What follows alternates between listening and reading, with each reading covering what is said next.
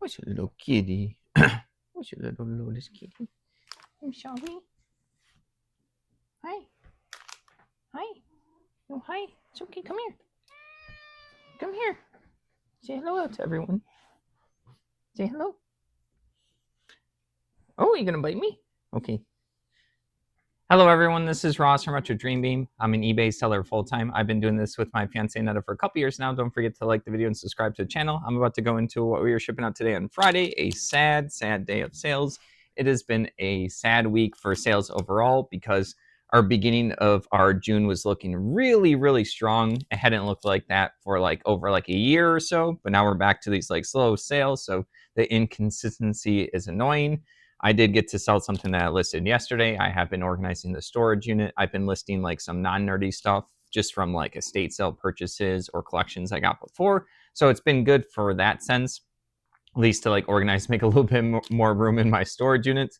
All right, the first thing right here, I'm going to go into it. Spellfire, Master of the Magic reference guide. This is going to be a book for the TSR cards right here. It's like a fantasy game. I think this kind of mocks, not mocks, it kind of plays like Dungeons and Dragons, but in card form, I think.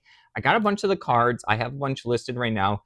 I got this at auction with a collection of Spellfire stuff. So this is just like a little reference guide, a book you can read through. I don't know if there's like a checklist in there, but the art in the cards is very beautiful. I love like the art of the cards. So it looks like a really cool game.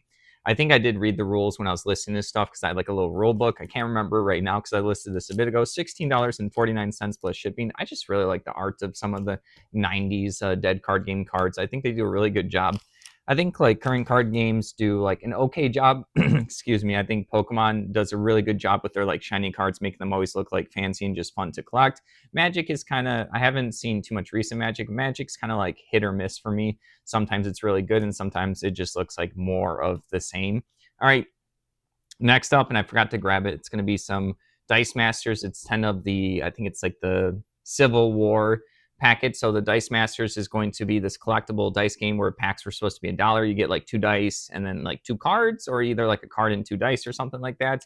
And then you make a little team with your dice against someone else, and you have your little deck of cards, and then you're going to be rolling them, and then you put them out on the field and you're fighting each other. You're usually using Marvel characters, but then they eventually added DC.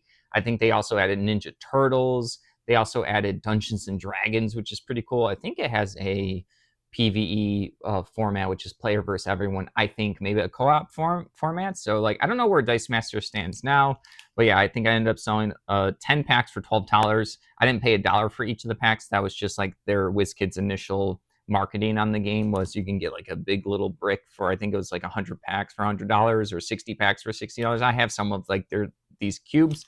All right, next up is going to be L5Rs, which is Legend of the Five Rings, Clan Wars, which is their miniature game.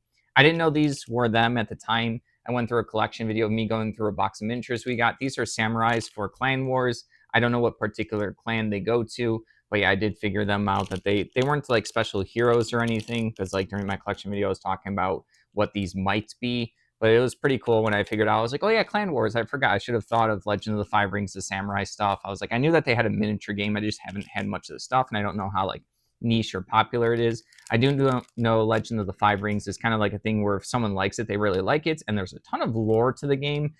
I've talked about this before, where I try to find like videos and stuff of people talking about it a bunch, but there's no like super in-depth channel or anyone that talks about the lore of the L5R. There's card games, board games, miniature games. The basic premise is I think there's like a plot of land, and then there's gonna be like an emperor, and then all these different clans are trying to appease the emperor, and then there's different weird aspects of the world where there's like the shadow realm that kind of creeps up. There's like a little bit of magic.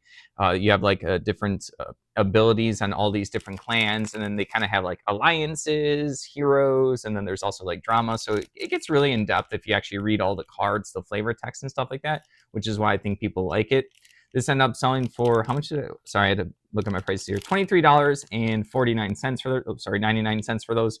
All right, next up is going to be this Silver Age Sentinels Roll Call. This is going to be a superhero RPG, like little adventure module book right here.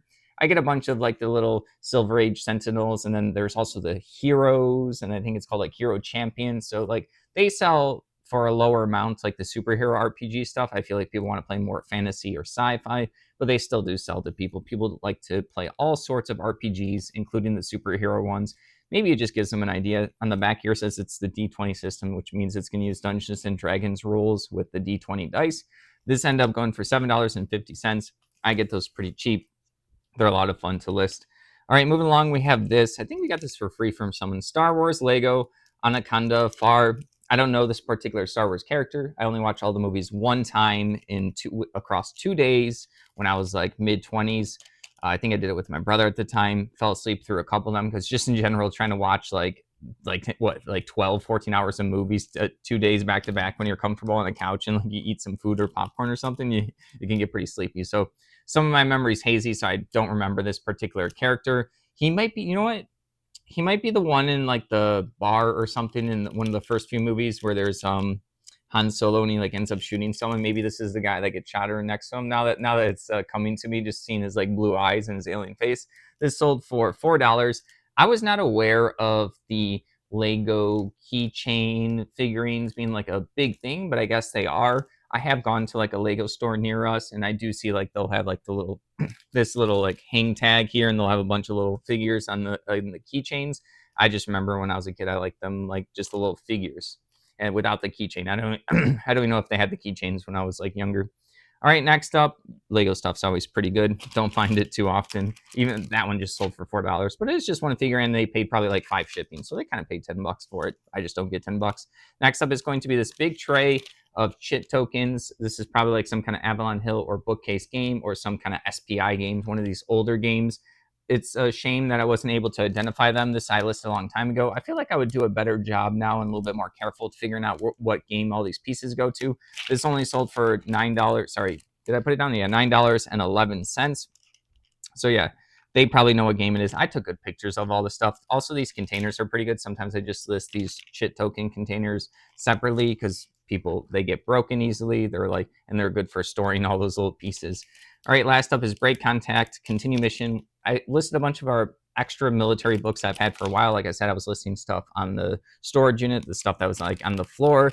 But yeah, this one I think ended up going for like, I forgot to write it down, but I think it was like $15 or $16. It would have gone for more if it didn't have as many like marks and wear on like the cover and the edges, but still completely readable. Like you can open it up and it's completely fine. All right, but that's everything. So unfortunately, I like to sell like 10 plus items, but that's it for today. All right, thank you for watching. Don't forget to like the video and subscribe to the channel. Hope everyone has a good weekend.